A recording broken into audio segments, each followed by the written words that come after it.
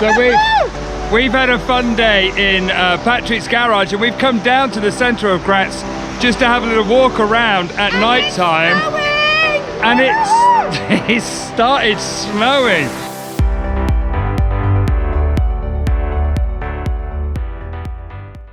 So we've jumped in Trudy, and to Graz we go.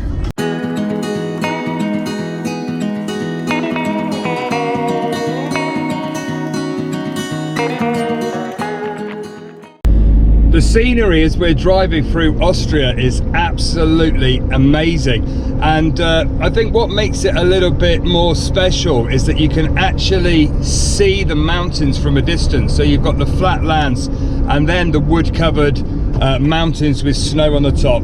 A lot of the places we've driven through have been in valleys, so you're looking straight onto the mountains, but here you get much more of a skyline. So we've just stopped off for fuel, and it's actually the cheapest price that we've seen on the road so far. It is €1.12. Is it going? Yeah, it's going. It was a bit tricky because the machine that you can see behind us, you put your card in and pay at the pump, but it was all obviously in German. There wasn't in English at all, so it took us a while to figure out how to get it started. Figure it out. We guessed. We guessed, and it worked, so that's fine. One of the things we do at every pump is we take a photograph of how many litres we put in, because obviously we keep a tally for you guys, so you can see exactly how much we use during this trip.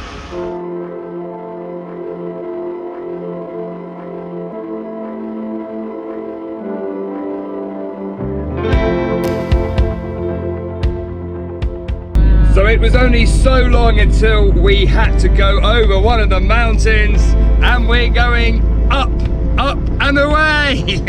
Come on, Trudy, you can do it. Of course she can do it.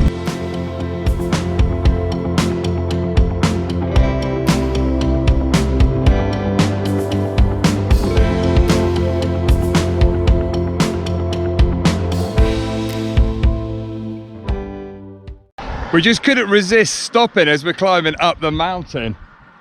The views behind are just breathtaking, absolutely stunning. Actually, I can smell the brakes from the car that's just past us. Oh, can you smell his brakes? Yeah, he was going like a lunatic. Oof. Gonna take a photo for Polar Steps.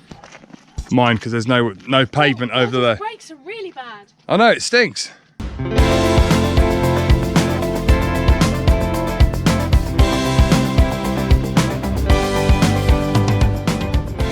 We're just laughing that there's a 45-mile-an-hour speed limit, and at the moment we can't get above 20. 25. 25. 25. Slow and steady.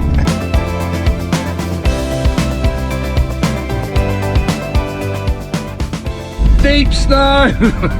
On a hairpin. On a hairpin. Oh my lord.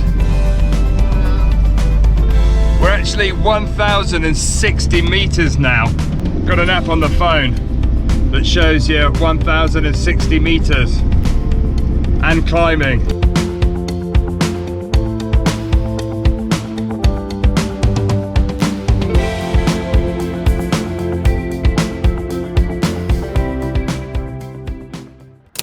So after a 3.5 hour drive, we have arrived in Graz. So we found this parking spot Patrik gave us near a cemetery here, but it's nice and quiet, and we're in the town, and there's a field. Good morning. It is our first morning waking up in the Austrian city of Graz, and we have a Patrik in the front seat. Whoop whoop. Good morning. So Patrik, you would have seen on the previous video and in Spain, and he lives in Graz, and we're going to be hanging out with him for the next couple of days, and he's going to be showing us his local town. So Patrik can definitely come again, because he has brought us some lovely local Austrian pastries. Yes. Yeah. So what have we got? So it's like an apple cake. Yeah, an apple cake. An apricot cake. An apricot cake. and this is like called Krapfen in German. donut. It's no donut, no. So we've been having a discussion off camera. To me, that looks like a donut, but Patrick's insistent it's not a donut. It's a what? It's a Krapfen. It's a Krapfen. To be honest, donuts don't normally have this white line, Yeah. so it's different. But it's Try it and then tell me if I it's am- if We're it's gonna a have to donut have or a. not. We're gonna see whether it tastes like a donut. It's not donut. Donut. If it's a donut, it's got a lot of filling. Go on, try it. How's it taste compared to a donut?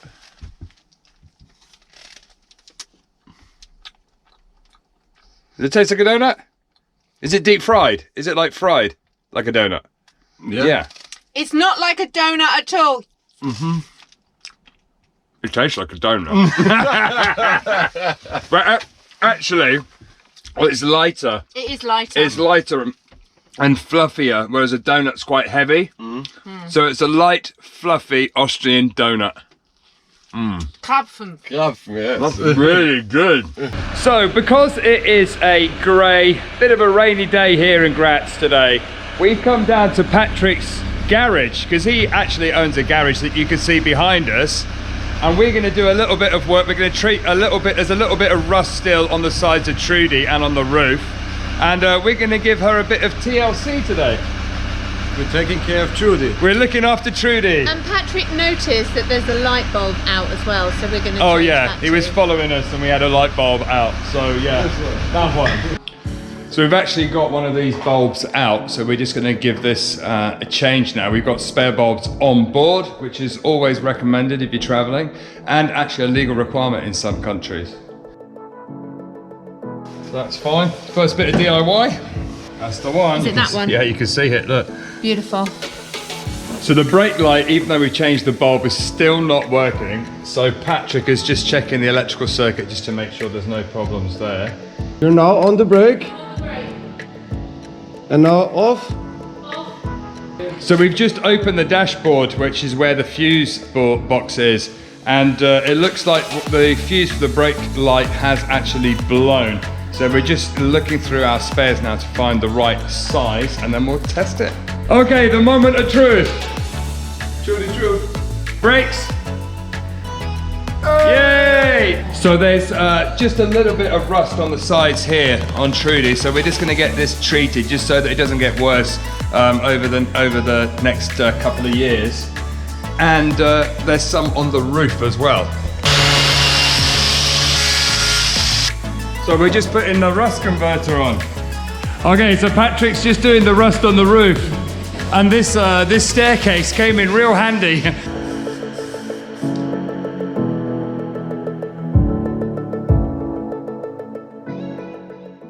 Chris and Patrick have actually finished the rust spots that were down the side of Trudy and on the roof, which was a little bit worrying actually. I was a little bit worried to see more rust appear. So let me show you the great job they've done. It looks very white, but that's because Trudy is very dirty. So hopefully once we've given her a nice wash, it will all blend in. Another thing we've managed to do while we're here with Patrick is we've actually cut some bits of battening for the windows. If you saw our previous video, we've got spare perspex for the window, just in case one gets smashed.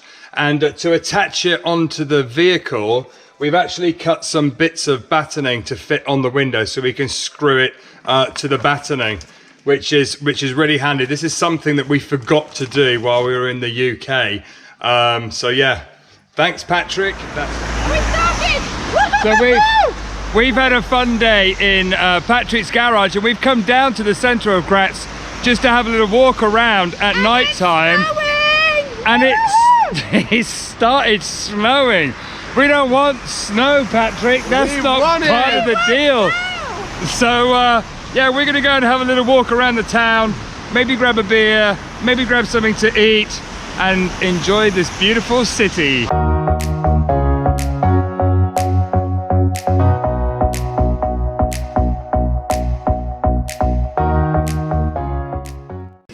So what is it, Patrick? What is this place? That's the entrance to the Dom in Berg. It's like a cave in the mountain where different events are happening, like at Sylvester or something. There are big parties inside here. Oh, it's like a concert hall. Yes, it's like a concert hall, yeah. Ah, so it's not normally open. Normally not. So we're lucky during our visit here that it's actually open, because Patrik says normally you can't walk up here, but there's an art display today that we're able to walk through. How cool is that? So this tunnel goes on for ages, so that's where we're going. That's where we've just been.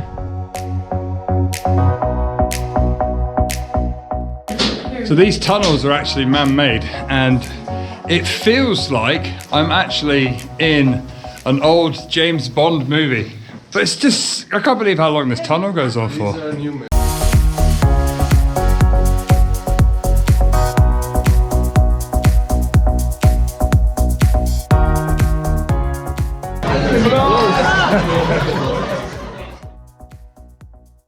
We've just met Fabien, who is one of Patrik's friends, who makes these incredible cycles.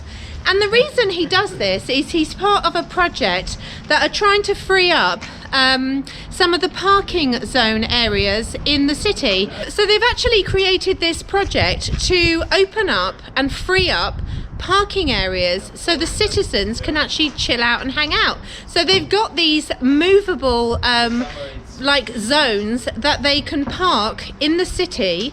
So instead of looking for a park bench to just sit down and relax in the city, you look out for these cycles and you're able to sit down and relax. And so far they have 4 of them. Are there plans to make more? Yeah. There are plans to make more! Woohoo! Join us on the next episode where we get a guided tour of Graz, sample some delicious food, see the world's smallest gym, and find the oddest toilet. You can come again. This is Patrik's band that you'll recognise from when we were in Spain. Nicknamed the Terminator. Oh, there's a Tread the Globe sticker on there. Good lad. No one will ever know. No one will ever know except when he sees the video. We won't tell you. Patrik, you go for a cigarette, you lose your beer. The government are actually encouraging them to create. Nearly lost a leg. I felt the air. Chris, what are you doing? Huh? What are you doing? Oh. You crazy Austrian, what are you doing?